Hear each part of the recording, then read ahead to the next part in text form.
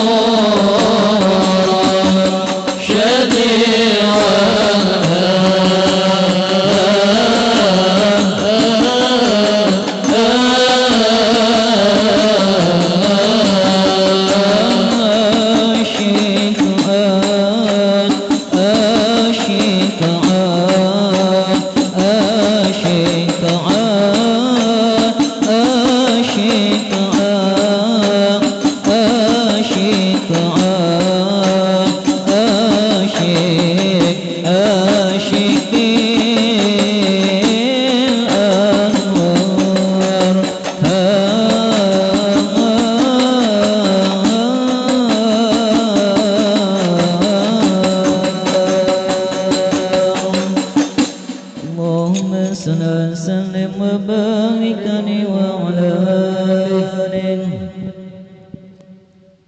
اللهم صل وسلم وبارك عليه وعلى آله.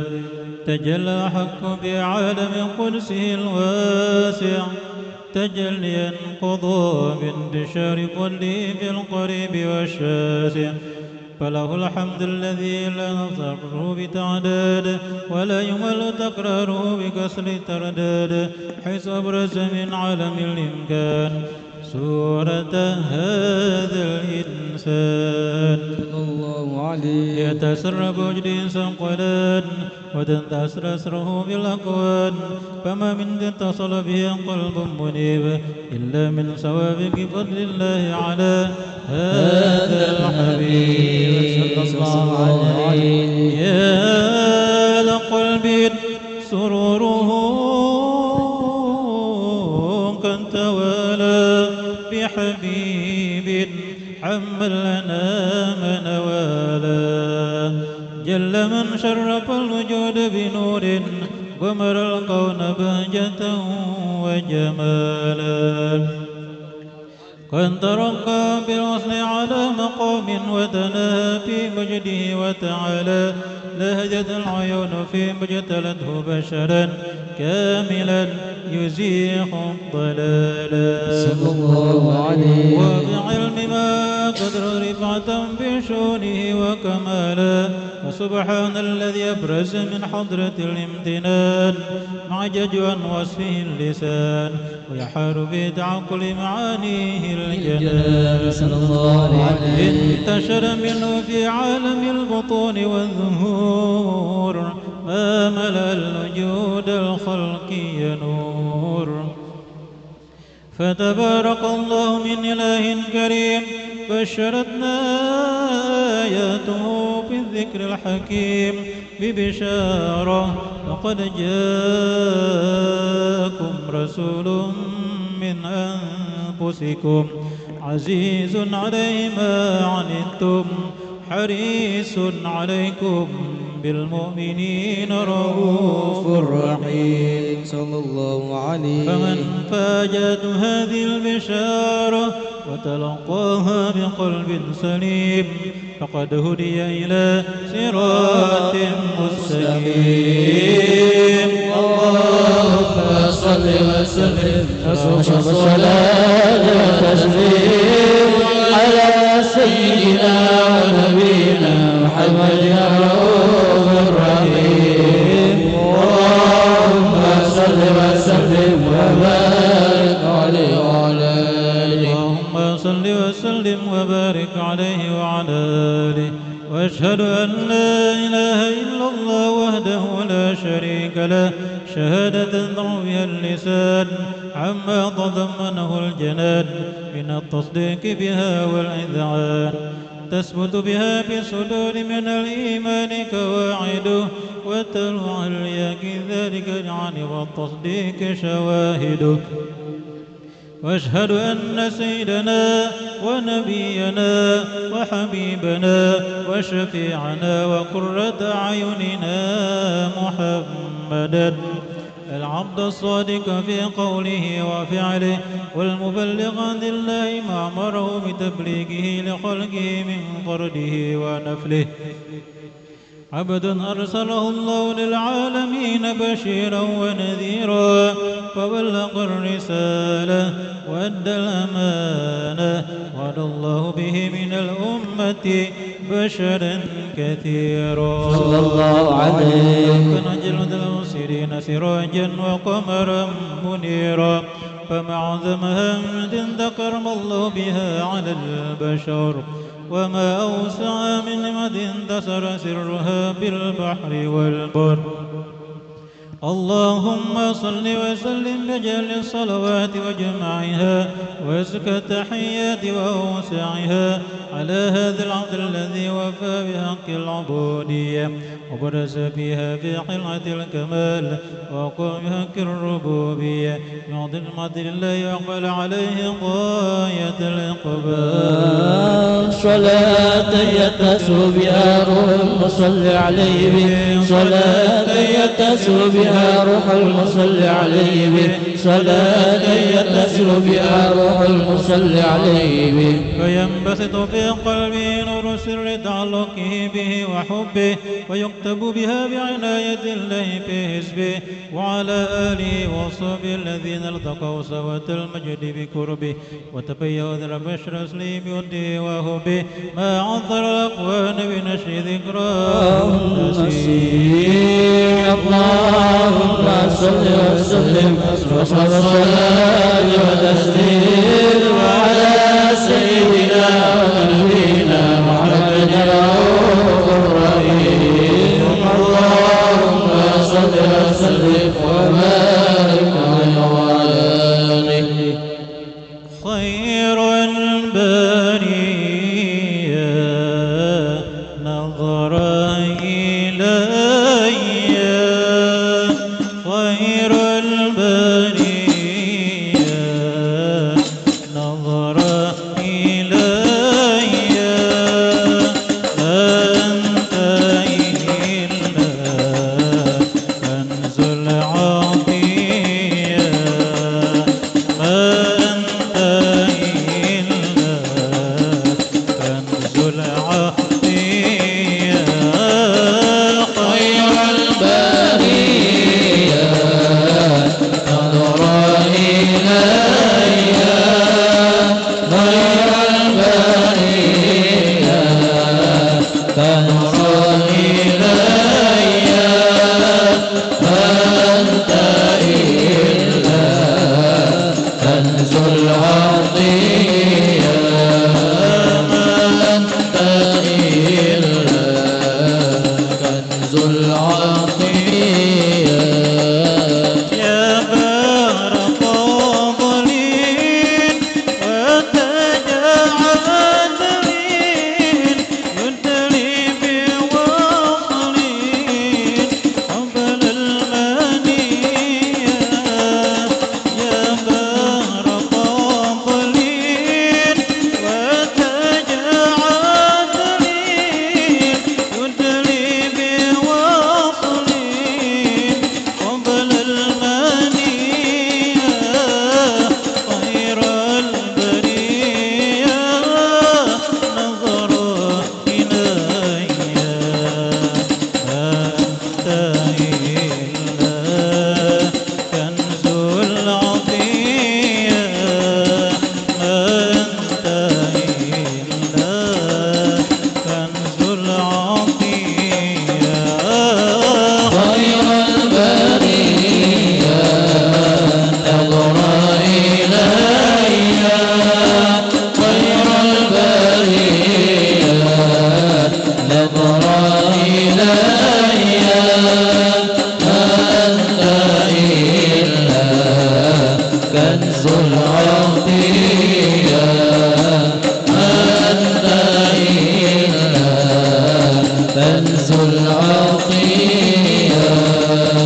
كم ذا أنادي يا خير هادي يبني بحادي نور العطية كم ذا أنادي يا خير هادي يبني بعادي نور العشية خير البرية نظر إلي أنت إلا كنز العطية أنت إلا كنز العطية خير البرية نظر إلي خير البرية نظر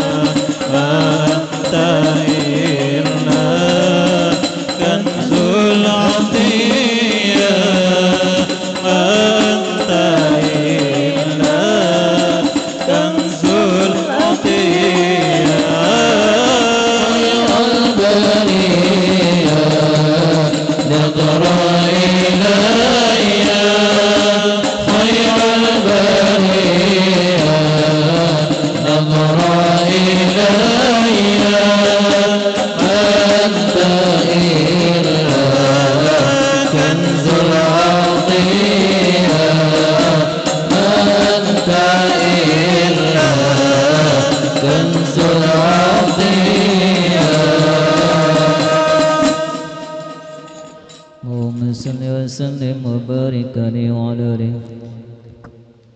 اللهم صل وسلم وبارك عليه وعلى آله.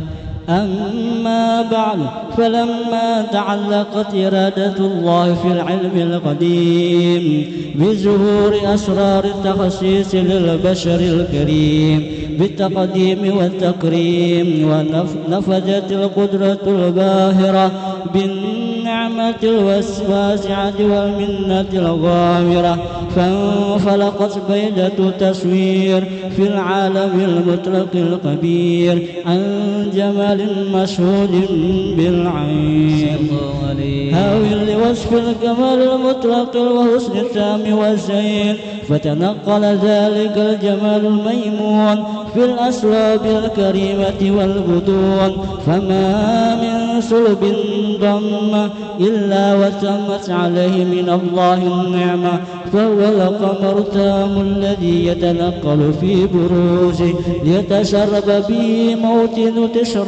تقراره موضع خروجه. وقد قضت الأقدار العسلية بما قضت، وأزهرت من سر هذا النور ما أزهرت، وخصصت به من خصصت، فكان مستقره في الأسباب الفاخرة والأرحام الشريفة الطاهرة، حتى برز في عالم الشهادة بشرا لا كالبشر، ونورا حير الأفكار زهوره وبهر، فتعلقت همة الراكم لهذه الحروف بأن يرقم في هذا القرطاس ما هو لديه من عجائب ذلك النور المعروف.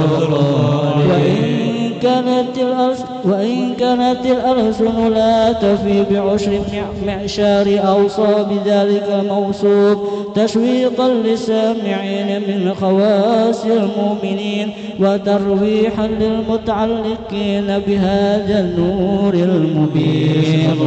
وإلا فأنا تعرب الأقلام عن شؤون خير الأنام، ولكن هزني إلى تدوين ما حفظته من سير أشرف مخلوق، وما أكرمه الله به في مولدي من الفضل الذي عم العالمين.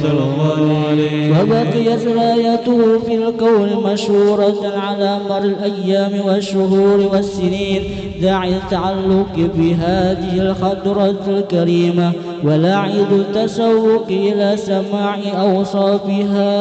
أوصافها العظيمة. ولعل الله ينظر بالمتكلم والسامع، ولعل الله ينظر بالمتكلم والسامع، ولعل الله ينظر بالمتكلم والسامع، فيدخلان في شفاعة هذا النبي الشافي، ويتروحان بروح ذلك النعيم. اللهم صل وسلم أشرف الصلاة والتسليم على سيدنا ونبينا محمد الرؤوف الرحيم. اللهم صل وسلم وبارك عليه وعلى آله. وقد آن للقلم أن يخت ما هرقت فيه الأنامل مما استفاده الفهم من صفات هذا العبد المحبوب الكامل وشمائله التي هي أحسن الشمائل. وهنا حسن أن نثبت ما بلغ إلينا في شأن هذا الحبيب من أخبار وآثار، يتسرب بكتابته القلم والقرطاس وتنزه في الحدائق الأسماء والأبصار. وقد بلغنا في الأحاديث المشهورة أن أول شيء خلقه الله والنور موضع في هذه السورة، فنور هذا الحبيب أول مخلوق برز في العالم، ومنه تبرع الوجود خلقا بعد خلق فيما حدث وما تقالم. وقد أخرج عبد الرزاق بسنده عن جابر بن عبد الله الأنصاري رضي الله عنهما قال: قلت يا رسول الله بأبي وأمي أخبرني عن أول شيء خلقه الله قبل الأشياء. قال يا جابر إن الله خلق قبل الأشياء نورا نبيك محمد صلى الله عليه وسلم من نور. وقد ورد من حديث أبي هريرة رضي الله عنه أنه قال قال رسول الله صلى الله عليه وسلم كنت أول النبي في الخلق وآخرهم في البعث. وقد تعددت الرواية بأنه أول الخلق وجودا وأشرفهم مولودا.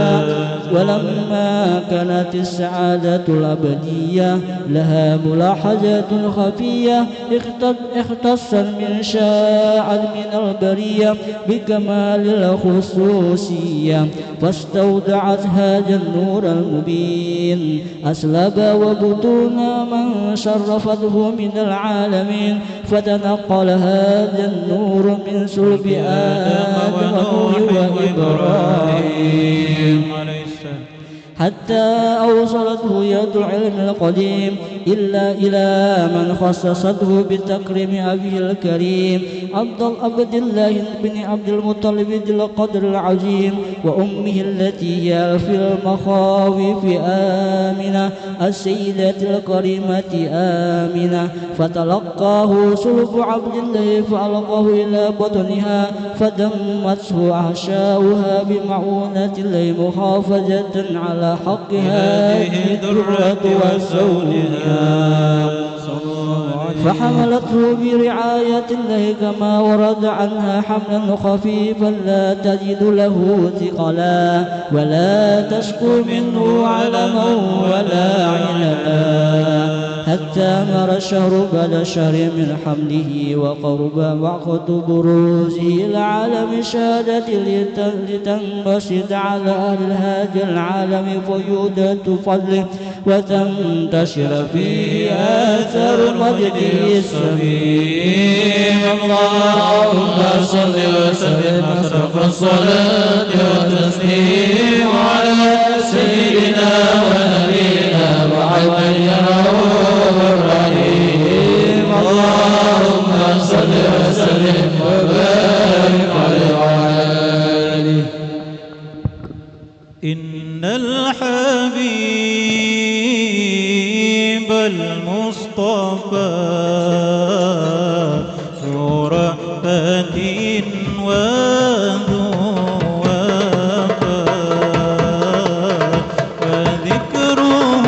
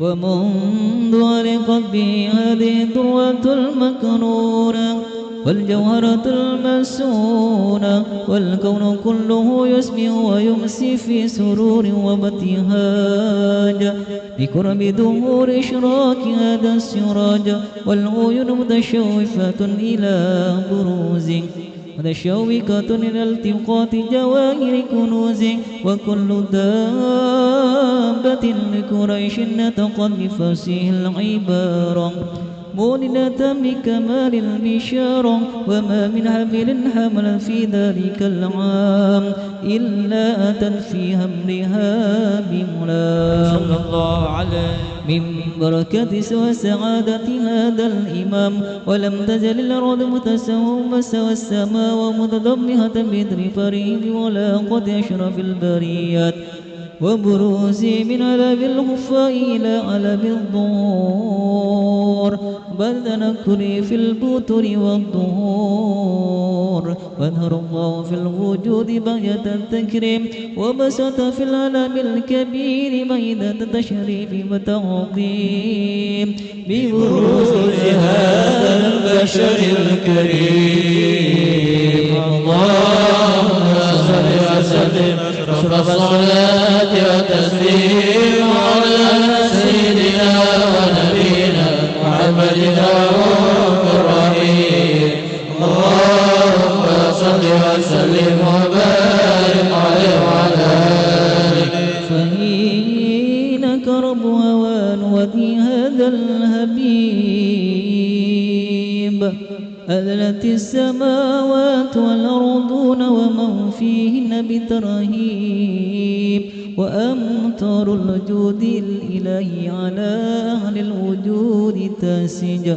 وألسنة الملائكة بتبشير للعالمين تعج سبحان الله والحمد لله ولا إله إلا الله والله أكبر سبحان الله والحمد لله ولا إله إلا الله والله أكبر سبحان الله والحمد لله ولا إله إلا الله والله أكبر والقدرة كشفت كناء هذا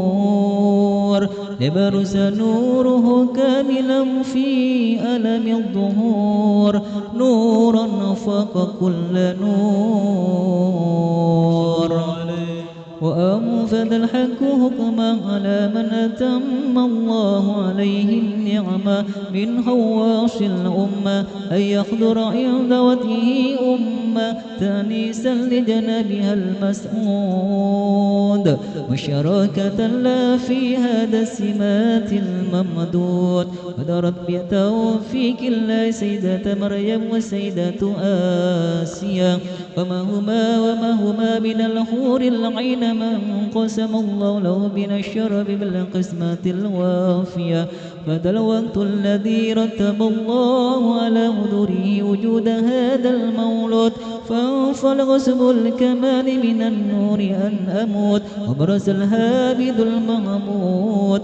مطئنا لله بالتعظيم والسجود صلى الله على محمد صلى الله عليه وسلم صلى الله على محمد صلى الله عليه وسلم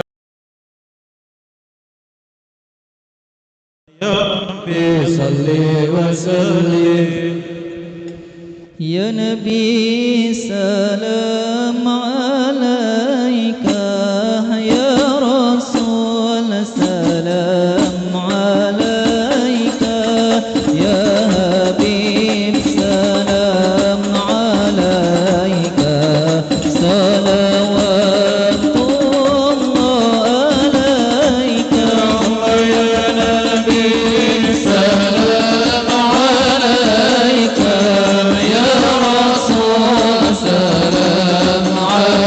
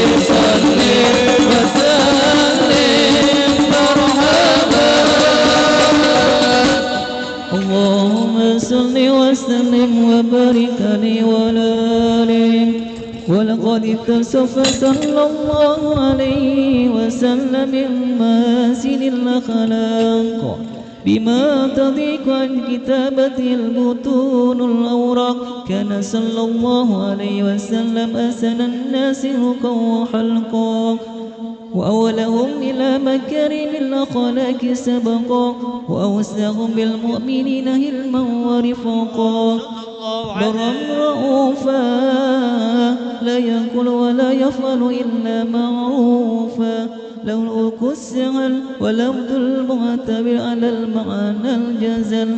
إذا دعاه المسكين أجابه إجابة مؤجلة. فولم الشفيق الرحيم باليتيم والأرملة ولهم أسولة أخلاق الهيبة القوية التي ترتد منها فرائز الأقوياء من البرية. وبالنشرة به ترتد الطرق والمنازل بعرف ذكره تطيبت المهانس والمهافل. فهو صلى الله عليه وسلم جامع الصفات الكمالية والمفرد في خلقه وخلقه وشرفه وصوصية. فما من خلق في البرية محمود إلا فهو متلق عن زين الوجود. أجمل في وصف الحبيب وشانه وله الغلا في مجدي ومكاني. أوصاف إذ قد تعالى مجدها أخذت على ندم الشهاب ناني. وقد انبسط القلم في تدفين ما أفاده العلم من وقاء مولد النبي الكريم وحكاية ما أكرم الله به هذا الأبد المقرب من التكريم والتعظيم والملك العظيم. وسن مني أن أمسك إنة الأقلام في هذا المقام وأقرأ السلام على سيد الأنام. السلام عليك أيها النبي ورحمة الله وبركاته. السلام عليك أيها النبي ورحمة الله وبركاته. السلام عليك أيها النبي ورحمة الله وبركاته. ومن ذلك يحسن الختم كما يحسن التقديم وعليه أفضل الصلاة والتسليم. اللهم صل وسلم أشرف الصلاة والتسليم على سيدنا ونبينا محمد الرؤوف الرحيم. اللهم صل وسلم وبارك عليه وعلى آله. أعوذ بالله من الشيطان الرجيم.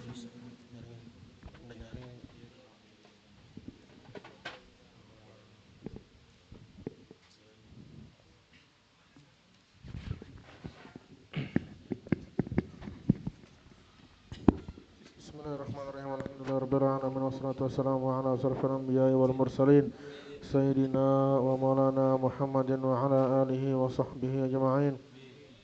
Allahumma ighfir lana dhunubana wa liwalidina wa limasyayikhina wa liman ahabba ilayna wa ahsana ilayna wa liman awsana bid-du'a. Allahumma ahsin 'aqibatana fi umuri kullih فأجرنا من خزي الدنيا وعذاب الآخرة. ولما نظم الفكر من درار الأوصاف محمديات قودا توجهت إلى الله متوسلا بسيدي وحبيبي محمد صلى الله عليه وسلم أن يجعل سعي فيه مشكورا وفعلي فيه محمودا وأن يكتب عملا في الأعمال المقبولة والتوجه في التوجهات الخالصة والصلة الموصولة. اللهم يا من إليه تتوجه الآمال فتعود ظافرة وعلى باب عزته تحط الرحال فتغشاها منه فيضة الغامرة. نتوجه إليك بأشرف وسائل لديك سيد المرسلين عبدك صادق الأمين سيدنا محمد الذي عمت رسالته العالمين أن تصلي وتسلم على تلك الذات الكاملة مستودعي أمانتك وحافظ سرك وحامل راية دعوتك شاملة الأب الأكبر المحبوب لك مخصص بشرف الأفخار في كل موطن من مواطن القرب ومظهر قاسم إمدادك في عبادك وساقي كؤوس إرشادك لأهل ودادك سيد الكونين وأشرف الثقلين العبد المحبوب الخالص المخصوص منك بأجل الخصائص. اللهم صل وسلم عليه وعلى آله وأصحابه وأهل حضرتك ترابه من أحبابه. اللهم إنا نقدم إليك جاه هذا النبي الكريم ونتوسل إليك بشرف مقامه العظيم أن تلاحظنا في حركاتنا وسكنتنا بعين عنايتك وأن تحفظنا في جميع أطوارنا وتقلباتنا بجميل رعايتك وحسن وقاياتك أن تبلغنا من شرف القرب إليك وإلى هذا الحبيب غاية أعمالنا وتتقبل منا ما تحركنا فيه من نياتنا وأعمالنا وتجعلنا في حضرتك هذا الحبيب من الحاضرين وفي طرائق اتباعه من السالكين ولحقك وحقه من المؤدين ولعهدك من الحافظين. اللهم إننا أطماعا في رحمتك خاصة فلا تهرمنا وظنونا جميلة هي وسيلتنا إليك فلا تخيبنا. آمنا بك وبرسولك وما جاء به من الدين وتوجهنا به إليك مستشفعين أن تقابل المذنب منا بالغفران أن تقابل المذنب منا بالغفران أن تقابل المذنب منا بالغفران وموسع بالإحسان وسائل بما سأل ومؤمل بما أمل وأن تجعلنا ممن ناصر هذا الحبيب ووازره ووله وظاهره وعم ببركته وشرف وجاته أولادنا ووالدينا وأهل قدراتنا ووالينا وجميع المسلمين والمسلمات والمؤمنين والمؤمنات في جميع الجهات وأدم راية الدين القويم في جميع الأقطار منشورة ومعالم الإسلام والإيمان بأهلها معمورة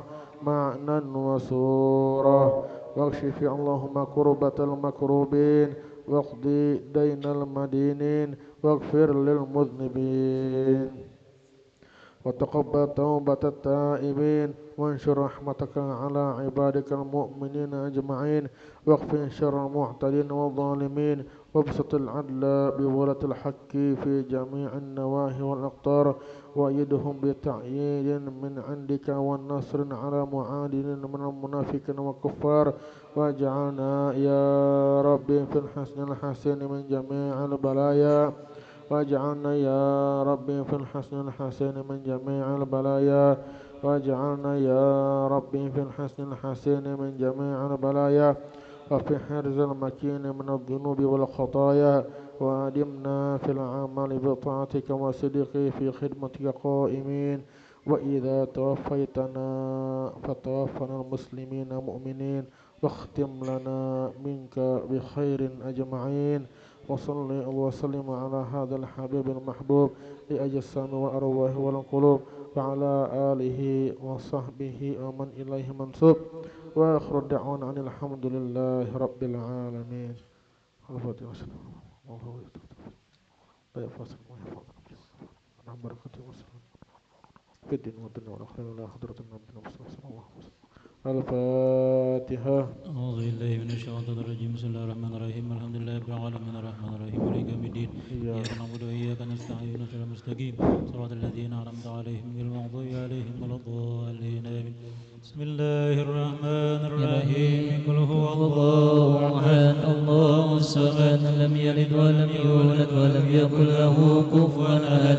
بسم الله الرحمن الرحيم. قل هو الله أحد الله الصمد لم يلد ولم يولد ولم يكن له كفوا أحد. بسم الله الرحمن الرحيم. قل هو الله أحد الله الصمد لم يلد ولم يولد ولم يكن له كفوا أحد. لا إله إلا الله والله أكبر. بسم الله الرحمن الرحيم. قل أعوذ برب الفلق من شر ما خلق ومن شر غاسق إذا وقب ومن شر النفاثات في العقد ومن شر حاسد إذا حسد. لا إله إلا الله والله أكبر. بسم الله الرحمن الرحيم. قل أعوذ برب الناس ملك الناس إله الناس من شر الوسواس الخناس الذي يوسوس في صدور الناس من الجنة والناس. لا إله إلا الله والله أكبر ولله الحمد. بسم الله الرحمن الرحيم. الحمد لله رب العالمين الرحمن الرحيم مالك يوم الدين. إياك نعبد وإياك نستعين اهدنا الصراط المستقيم صراط الذين أنعمت عليهم غير المغضوب عليهم ولا الضالين آمين. ربك فاعلم أنه لا إله إلا الله. لا إله إلا الله. لا إله إلا الله.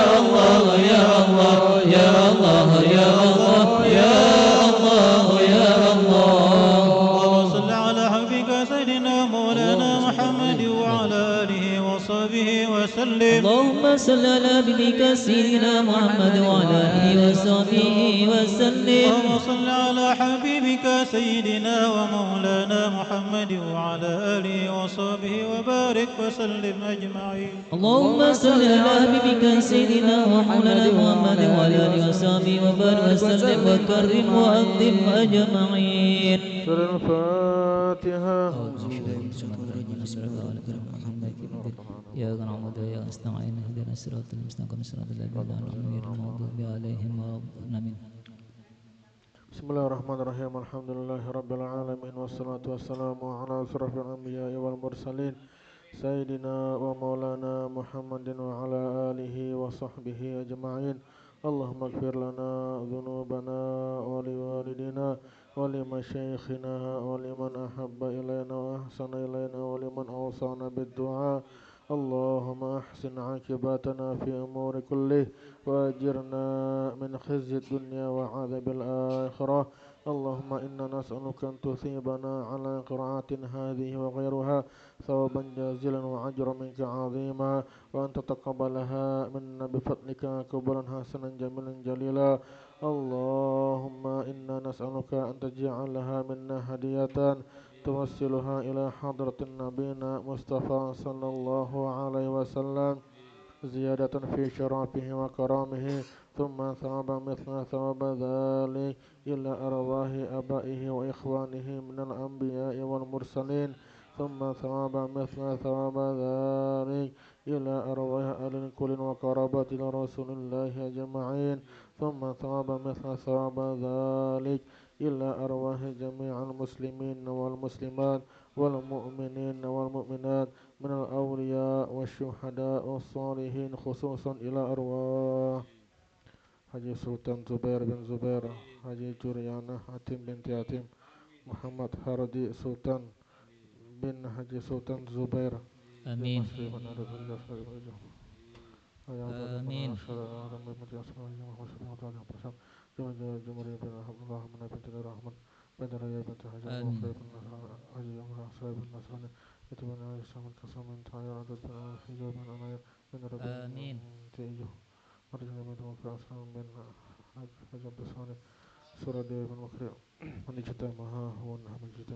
بسببه اللهم نور أهل القبور قبورهم وأنزل عليهم رحمة والبهجة والسرور.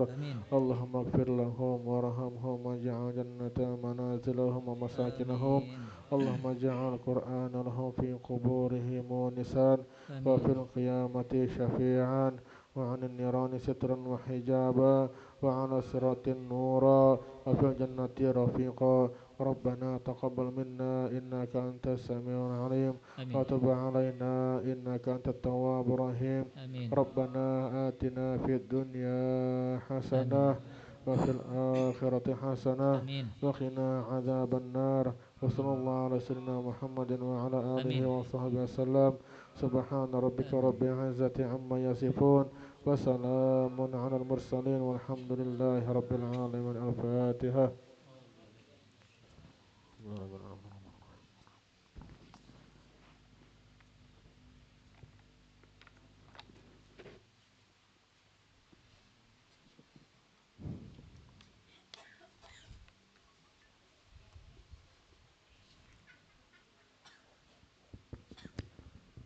Tes 1 2 3. Tes. Yang di belakang dengar aja kah? Kopinya sampai aja. Di depan belum lagi.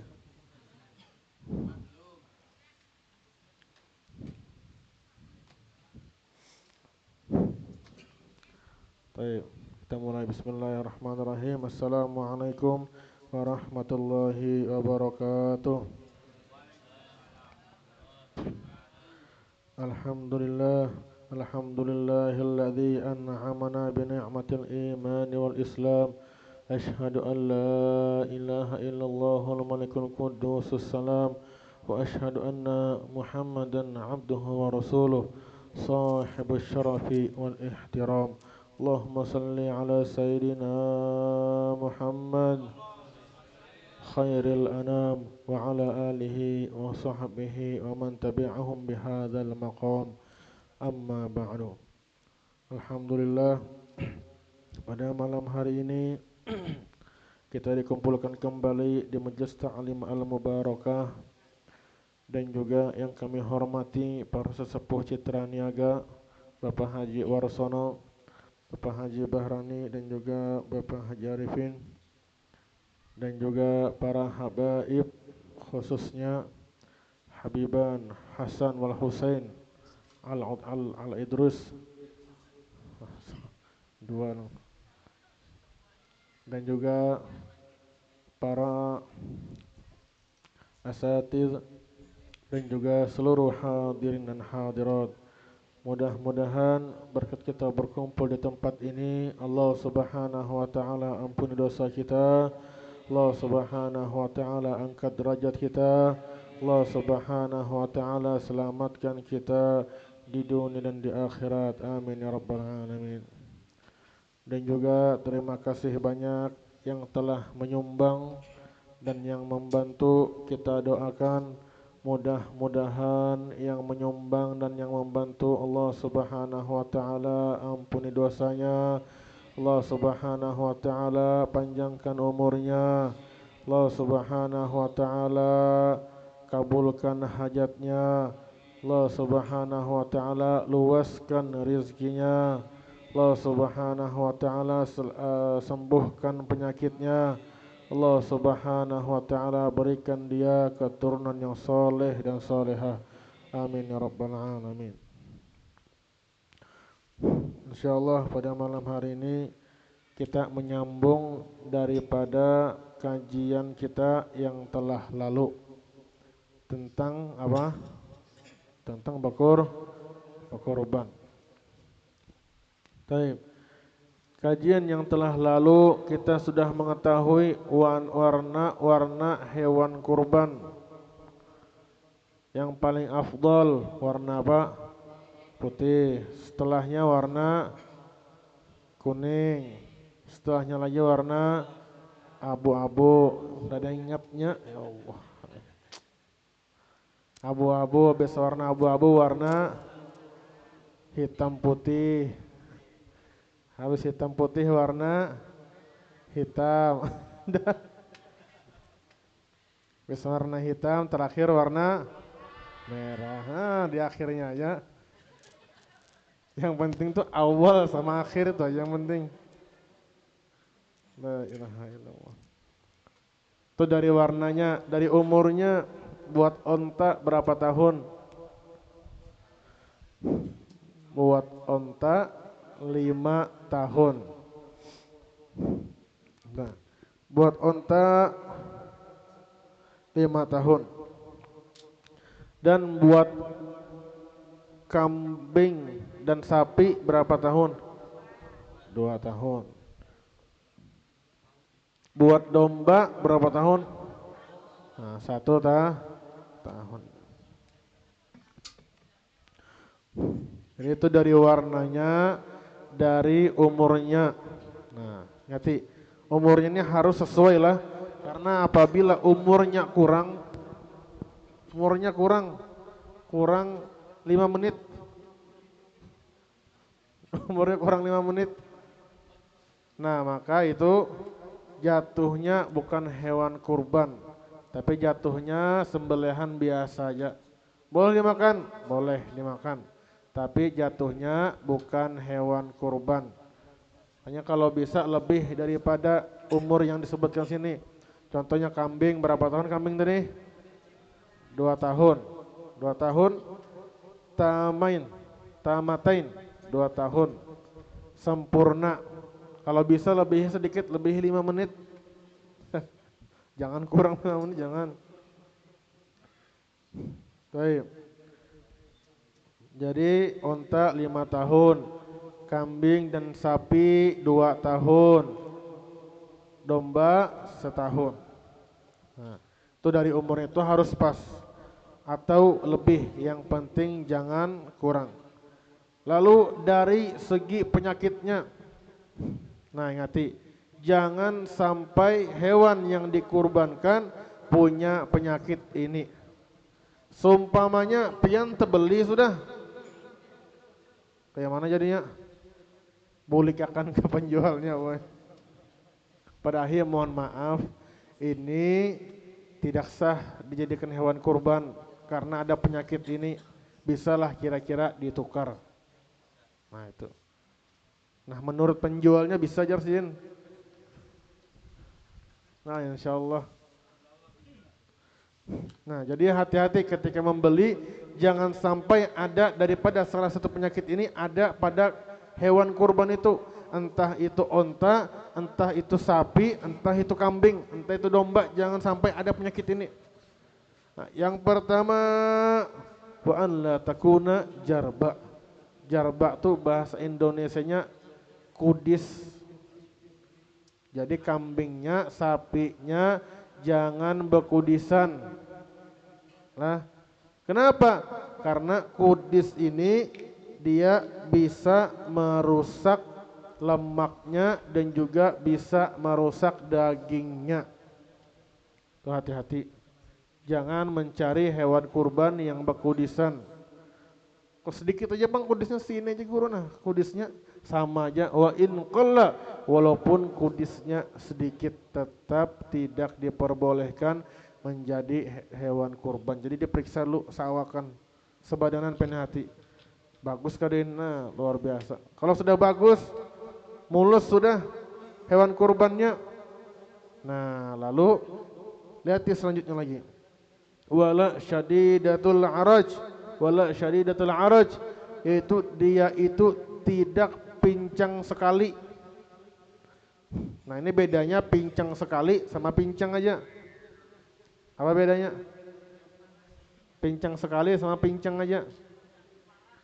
Nah kalau pincang biasa, ini kambing kalau pian bawa sama kawan-kawannya, pian gembala, yang pincang ini enggak ketinggalan, dia masih bisa mengikuti teman-teman yang lain. Nah itu pincang biasanya. Nah kalau pincang biasanya itu boleh masih dijadikan hewan kurban. Yang enggak boleh itu apa? Yang enggak boleh itu apabila pincang banget sudah, pincang sekali. Pas dikembala sama teman-temannya dia tertinggal jauh. Tertinggal, sedangkan yang lainnya sudah jauh berjalan, dia masih di belakang ngikuti. Karena saking pincangnya. Nah maka hewan yang sangat pincang ini tidak diperbolehkan menjadi hewan kurban. Jadi hati pasnya keluar kandang, lihat hati kayak mana jalannya. Oh mantap sudah, bagus sudah. Nah baru ambil. Nah jadi hati-hati tadi dua, dari kudisan. Kudis ini bisa menyerang manusia juga lah. Yang paling nyaring ini kayaknya pernah kena kudis ini. Alhamdulillah. Jarba kudisan, yang kedua sangat pincang. Yang ketiga, jangan hewan kurbannya kurus. Kenapa yang kurus jarnya? Murah yang kurus itu jarnya. Kasiannya. Sampai pisau aja mentul dapatnya. Apa? Tersembelih tulang. Lain urat lagi sudah. Saking kurusnya. Nah, jangan cari yang gemuk, yang berat. Semakin gemuk semakin baik. Jangan yang kurus, hati. Nah, kambingnya banyak pikiran. Kada pernah dibawa mancing lagi.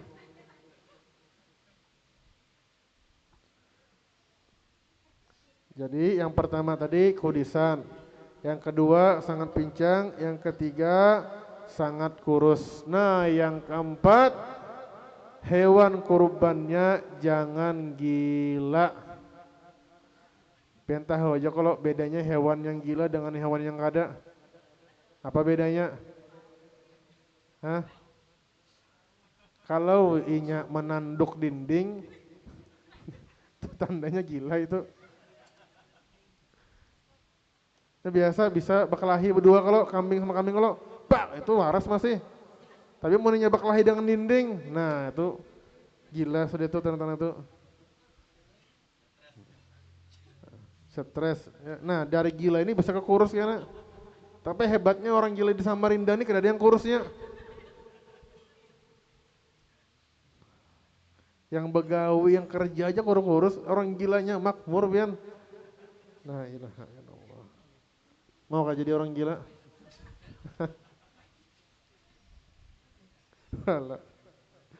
Jadi, yang pertama tadi jangan berkurisan, yang kedua jangan sangat pincang, yang ketiga jangan kurus, yang keempat jangan gila, yang kelima wala amya wala aura. Ada dua. Jangan buta satu, jangan buta dua-duanya, dan jangan buta satu. Jadi mata dua-duanya harus sama-sama normal. Kalau kambingnya berkacamata bang, mana? Karena ada lagi kambing berkacamata lah. Kita ini aneh-aneh jam kemarin. Jadi hewan kurbannya jangan buta dua-duanya dan jangan buta satu matanya. Kita ulangi lagi, tidak berkudisan, tidak sangat pincang, tidak sangat kurus, tidak gila, dan tidak buta dua-duanya, dan tidak buta sebelah. Dan juga setelahnya wala maridotan maradon yufsidul lahman. Dan jangan juga kambingnya itu, hewan kurbannya itu sakit, yang mana sakitnya itu bisa merusak dagingnya. Sakit apa kira-kira itu? Apa?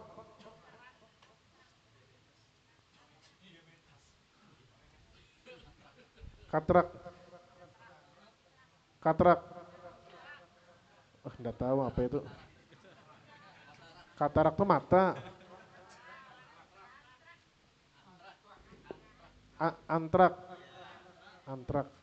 Nah itu lo enggak tahu penyakit apa itulah. Intinya penyakit yang mana apabila penyakit itu ada di hewan kurban, lalu penyakit itu bisa merusak dagingnya. Nah, contohnya tadi mungkin seperti penyakit antrak, yalah. Seumur hidup baru sekali mendengar itu penyakit antrak. Nah itu jadi hati-hati. Jadi hati kalau pengen lagi garingan kambingnya di ujung sorangan melamun kambingnya, memikirkan masa depan. Itu jangan dibeli. Dan juga wa allayyabina syai'un min udhuniha wa in qalla. Nah, ini penting. Dan juga lihati telinganya. Telinganya jangan sampai ada yang terpotong walaupun sedikit. Di ujungnya ya terpotong telinganya. Nah, terputus telinga di ujung aja. Maka itu tidak diperbolehkan menjadi hewan kurban. Lihat telinganya, oh telinganya masih bagus semuanya. Tapi kalau seumpamanya telinganya terpotong tapi belum putus, masih berjuntai-juntai kayak ini, nah terpotong sudah tapi belum putus, kira-kira bolehlah masih jadi hewan kurban? Nah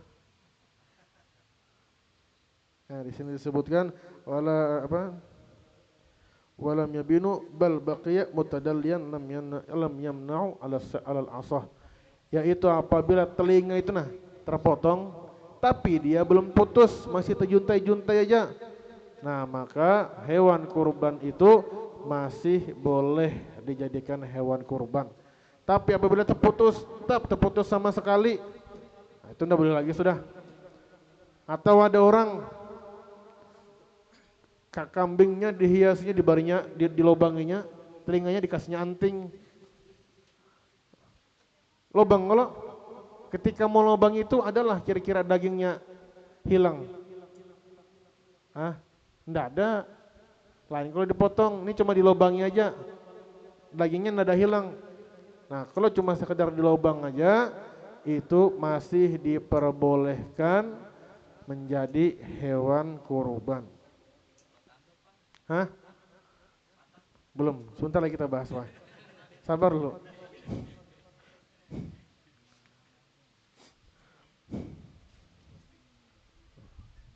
Nah, jadi telinganya jangan sampai terputus, jangan sampai terputus. Au lisaniha atau lidahnya, au dar'iha atau puting susunya, au aliyatiha atau buntutnya. Ya, hati buntutnya. Baik. Lalu pertanyaan, jar bapak ini kalau seumpamanya tanduknya putus, kambing ini haur bakalahi aja hidupnya, pengalahian. Karena bisa melihat bininya diambil kelahinya langsung.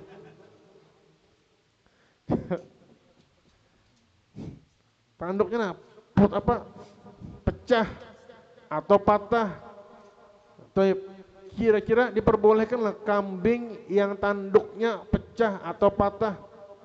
Nah, di dalam kitab Kifayatul Akhyar juz 2 halaman 239 di sana disebutkan tujziul qas'a, yaitu berkurban dengan hewan yang tanduknya patah, allati kasra qarnaha min aslihima sa'un saladam aw lam yasil. Yang mana ada hewan kurban tanduknya patah, meski sama aja mau patahnya tuh ketika dia patah mengalir darah atau ketika patah hendak mengalir darah. Nah, hewan kurban yang tanduknya patah, patahnya mengalir darah atau tidak, maka hewan itu tujzi'u, diperbolehkan menjadi hewan kurban. Tuh, kalau tanduknya. Jadi yang tidak boleh tadi seperti telinganya atau lidahnya atau buntutnya. Nah itu, nah jangan sampai terpotong. Wala syai'un dhahirun min fakhziha, dan juga jangan dari pahanya, kita lihati pahanya. Apabila paha, daging pahanya itu adalah terpotong sedikit, nah itu tidak diperbolehkan juga menjadi hewan kurban. Ini daripada penyakit-penyakitnya lah, jadi hati-hati. Dan yang terakhir, wa an la tadhhaba jami'u asnaniha, jangan berkurban dengan kambing yang kada berisi gigi lagi. Lah, cari kambing yang muda lah, jangan kambing yang kai-kai. Nah, habis giginya sudah masih dikurbankan. Nah, cari kambing yang ada giginya masih. Walaupun satu, yang penting jangan ompong sama sekali. Nah itu, nah jadi penyakit-penyakit yang tidak diperbolehkan, yang pertama tadi bekudisan, yang kedua jangan sangat pincang, yang ketiga jangan sangat kurus, yang keempat jangan kambing hewan kurban gila, yang kelima jangan buta dua-duanya, yang keenam jangan buta satu, yang ketujuh jangan ada sakit yang mana sakit itu merusak daripada dagingnya, yang ke-8 jangan sampai ada terpotong dari kepalanya, dari telinganya, yang ke-9 dari lisannya jangan ada terpotong, dan juga dari puting susunya, dan juga dari buntutnya. Nah, yang ke-10 jangan ada terpotong dari bagian pahanya. Yang terakhir, jangan kambingnya ompong semuanya. Ompong 1, ompong 2 masih ganteng, masih kambingnya, masih bisa ditoleransi. Tapi kalau ompong semuanya, nah walaupun pengen tukarkan gigi palsu gin, karena bisa jadi korbankan lagi.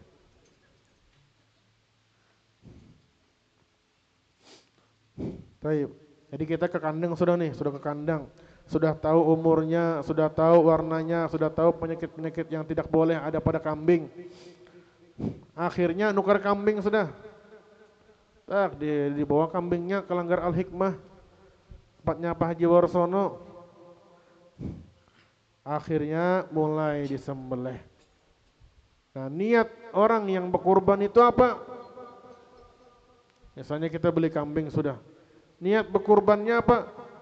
Nah, niatnya niatnya untuk kambing kurban yang wajib. Kan berkurban kemana tuh hukumnya ada dua, ada sunnah, ada Wajib. Yang sunnah itu asalnya sudah. Yang wajib apabila kambing kurbannya dinazarkan. Nah itu. Niat kurban yang wajib bagaimana? Niatnya nawaitul udhiyah. Itu aja. Kalau pian nazar berkurban pian niat nawaitul udhiyah.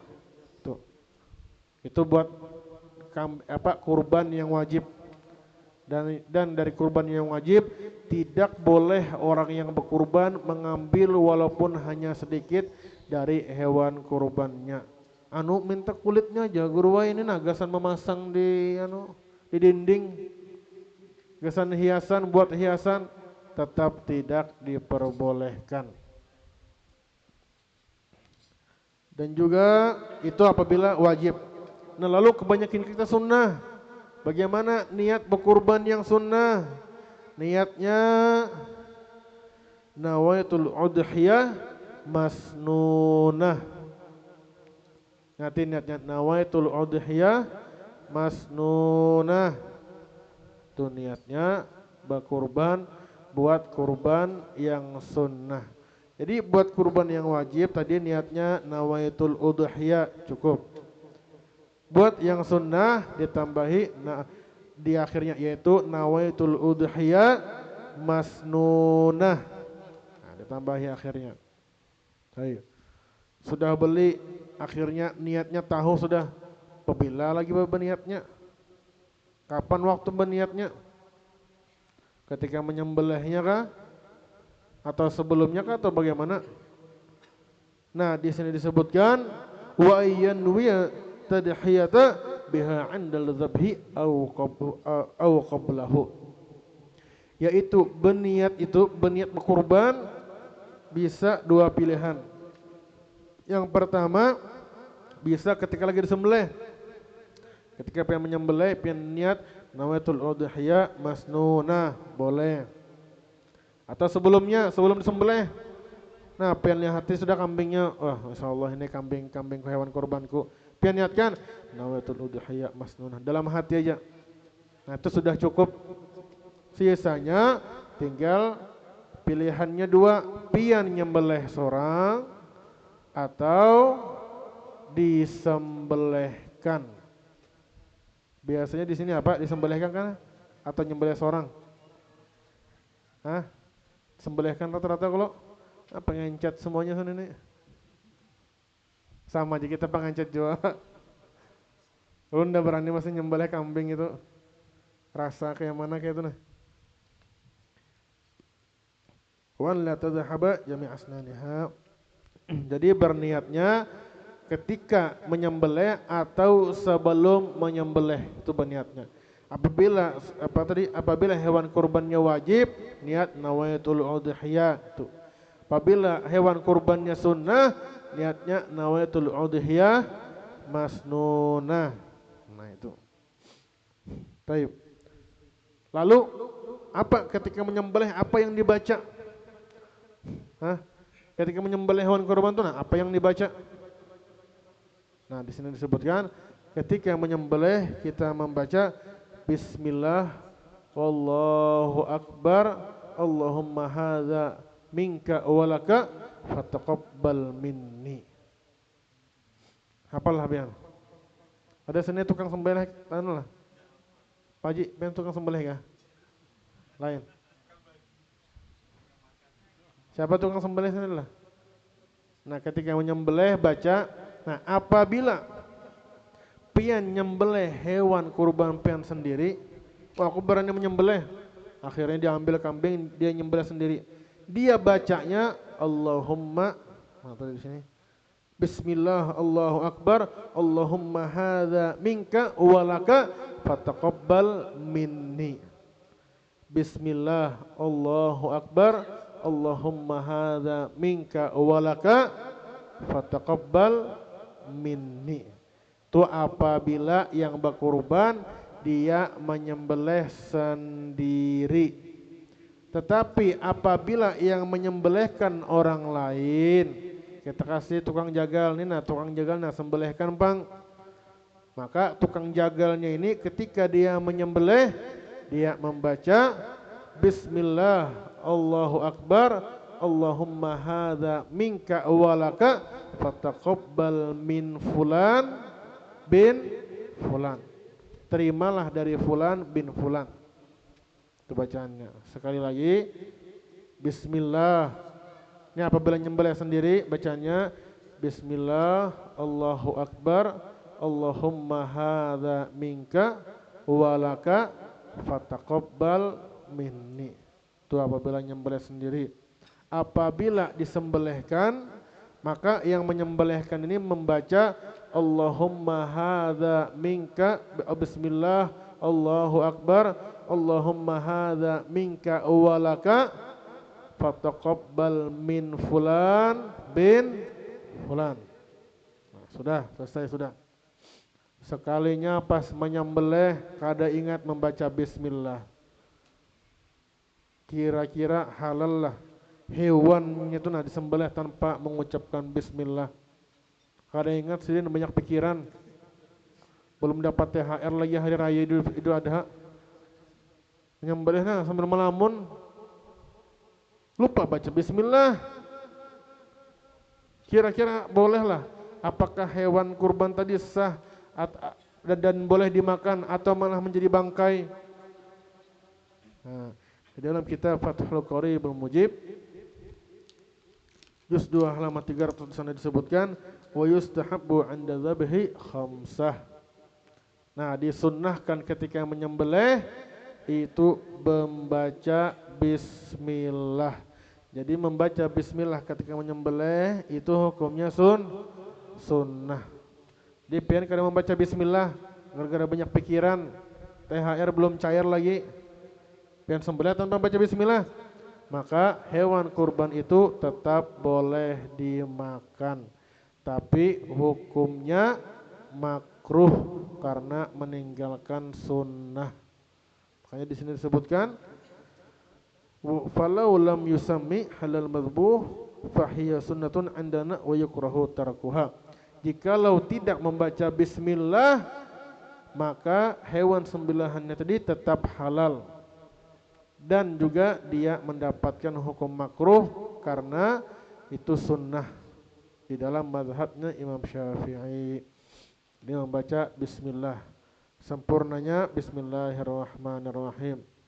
Tapi kalau untuk menyembelih hewan kurban tadi seperti bismillah, Allahu Akbar, Allahumma hadza minka walaka fataqabbal minni atau fataqabbal min fulan bin fulan. Sekalinya menyembelih melamun belum THR belum cair, kada ingat baca bismillah, mahamuk kambingnya, tak melacung sekalinya pisaunya. Kayak mana tuh kisahnya itu? Nah, makanya buat para panitia, ngati pesan buat para panitia. Ini tukang sembelih, kawan di belakang harus siap memegang pisau juga. Paham lah? Ada kalau panitia-panitia masjid sini kalau ketika menyembelih, teman di belakang harus siap-siap pisau juga. Jadi pas menyembelih sekalian kelepasan pisaunya atau pisaunya patah, langsung set ambil dari belakang langsung lanjut lagi.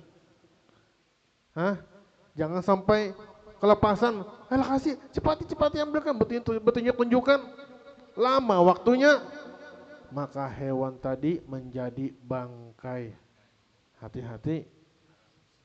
Makanya di sini dalam kitab Bughyatul Mustarsyidin halaman 276 sana disebutkan tamada fitufah hadza biha fi ma idza rafa'a yadahu nahu ittirabi aw iltifat aw infalatat syufratahu faraddaha fauran. Jadi harus ketika menyembelih terlepas sekalinya langsung dikembalikan lagi. Makanya di belakang sumpahnya patah atau kelepasan, ambil di belakang langsung dilanjutkan lagi. Tuh gunanya teman di belakang, jangan di belakang ini ketawa-ketawa aja kada jelas, melihati aja. Sama juga buat panitia, buat tukang sembelih. Biasanya kita diminta nama, ya kalau diminta nama kita tukang sembelihnya mengambil namanya. Namanya siapa-siapa, ada Muhammad Anur, ada Haji Warsono, ada siapa, ada Pak Haji Arifin, Habib Hasan wa Husain, macam-macam namanya. Pas habis menyembelih, darahnya muncrat, ditutupi dengan namanya tadi. Tep.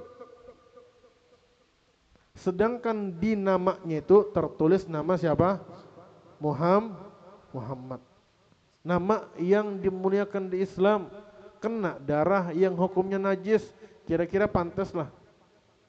Tidak pantas. Jadi kalau sudah menyebut namanya, udah berikan ke teman di belakang, baru menyembelih. Jangan indah disembelih, ditutup di darah. Kayak itu pertama kali saya datang ke Indonesia melihat orang nyembelih kayak itu, minta nama aja, tuliskan ya nama Muhammad Anur, saya kasih ke menyembelihnya. Pas lagi menyembelih, darahnya muncrat, ditutupnya, kayak gitu pakai darah. Astagfirullahaladzim. Sudah selesai, kertasnya tuh digumpa-gumpanya, dibuangnya ke selokan. Innalillahi wa inna ilaihi raji'un. Itu bahaya gitu. Itu nama yang dimuliakan. Cobakah nama-nama biasa aja seperti syaitan itu apa? Seperti ifrit, itu sembarang aja pian Bapak. Pian tutup, pian gasan apakah sembarang aja. Tapi kalau nama-nama yang mulia, hati-hati seperti Abdullah, Abdurrahman, Abdul Hamid, Ahmad, Muhammad. Itu hati-hati, itu nama-nama yang dimuliakan di dalam Islam. Jadi buat para penyembelih, sebelum menyembelih itu pintar-pintar dulu, mencari ilmunya dulu. Nah, jangan tahunya menerima duit aja. Cari ilmunya dulu sehingga menyembelih penuh dengan ilmu. Nah, baik. Sekarang kita pindah ke kitab An-Nawirul Mubarakah.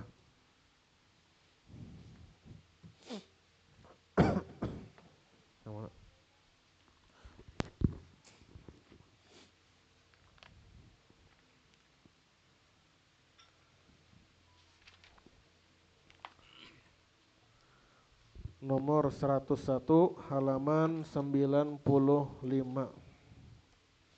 Nomor 101 halaman 95.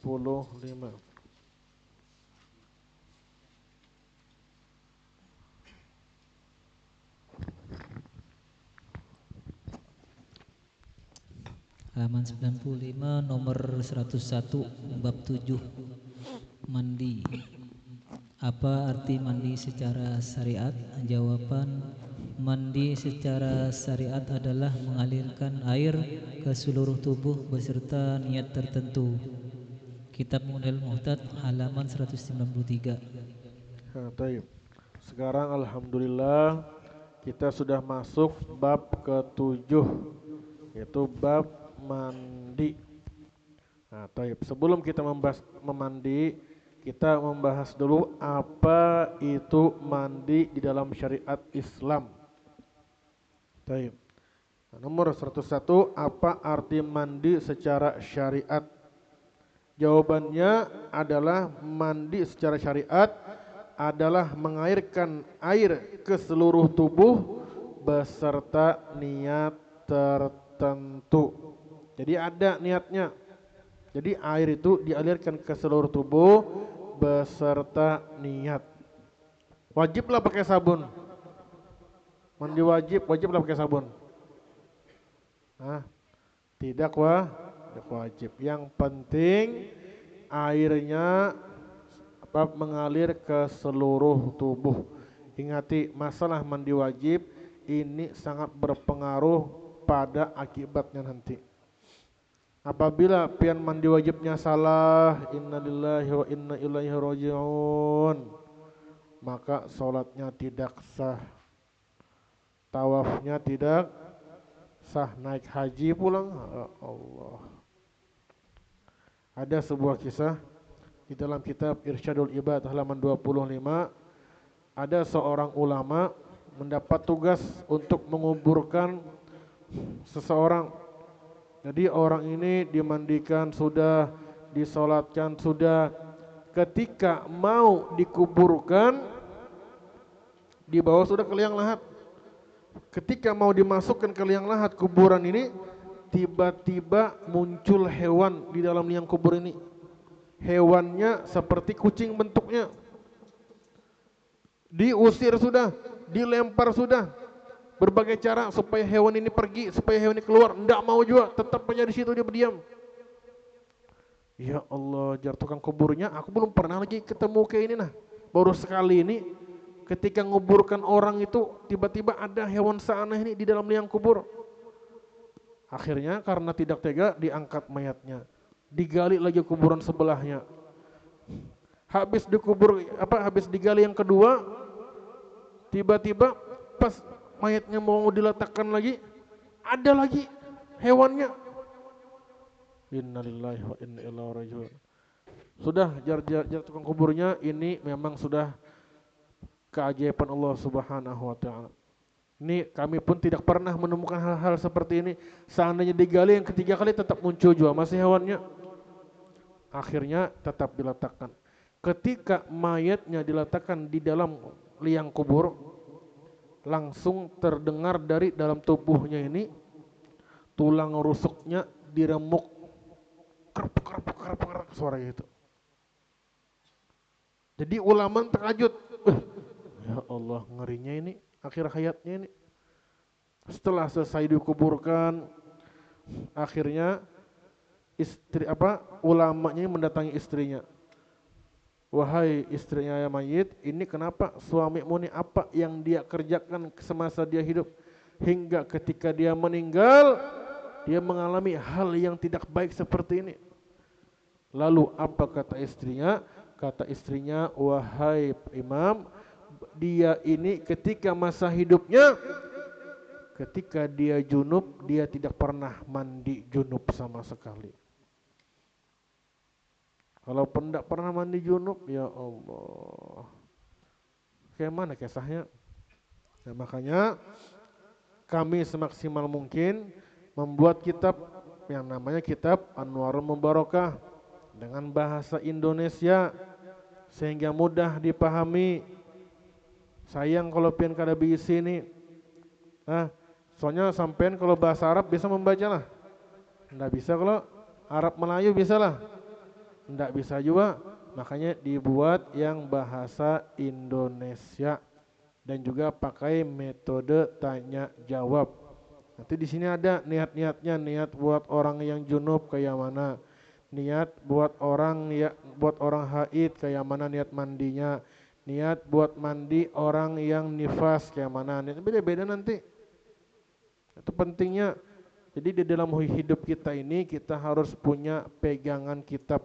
Punya satu kitab, jadi pegangan hidup kita. Jangan kosong sama sekali. Nah itu. Nah gunanya kitab ini apa?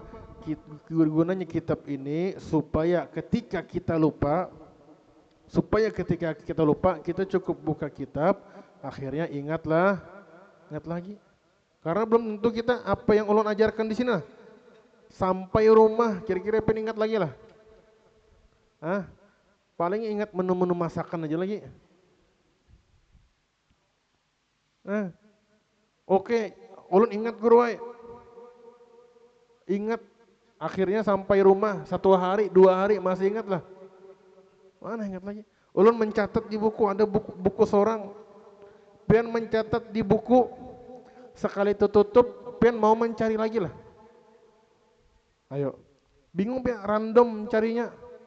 Kalau ini kada, nah daftar isinya sudah ada, pen tinggal dicari di daftar isi, dapat. Permasalahannya selesai urusannya. Daripada pen mencari hukum-hukum di YouTube, mencari hukum-hukum di internet yang kada jelas, kada tahu sumbernya dari mana. Nah, makanya kehidupan kita harus punya pegangan kitab. Baik. Nah, satu lagi lah, tanggung soalnya. 102 halaman 95. Sebutkan hukum-hukum mandi. Jawabannya, hukum mandi terbagi menjadi 6, yaitu 1. Wajib apabila seseorang bernazar pada mandi yang disunnahkan seperti bernazar mandi hari Jumat, atau ketika ada yang mewajibkan mandi seperti keluar air mani dan sebagainya.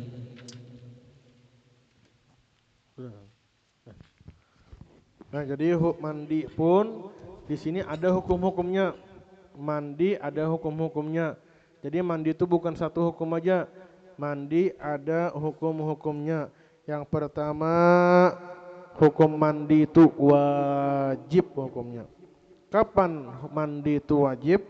Yaitu apabila seseorang bernazar pada mandi yang disunnahkan seperti bernazar mandi hari Jumat. Nah, ini minggu depan aja sudah kita bahas, sudah nah. Modelnya ini sudah apa kayak itu nah. Dan juga pembahasannya agak panjang juga.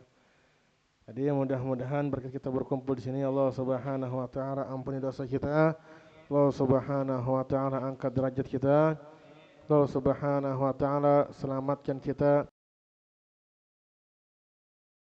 يستمعون القول فيتبعون أحسنه وصلى الله على سيدنا محمد وعلى آله وصحبه وسلم سبحان ربك رب العزة عما يصفون وسلام على المرسلين والحمد لله رب العالمين. Ya Rabbi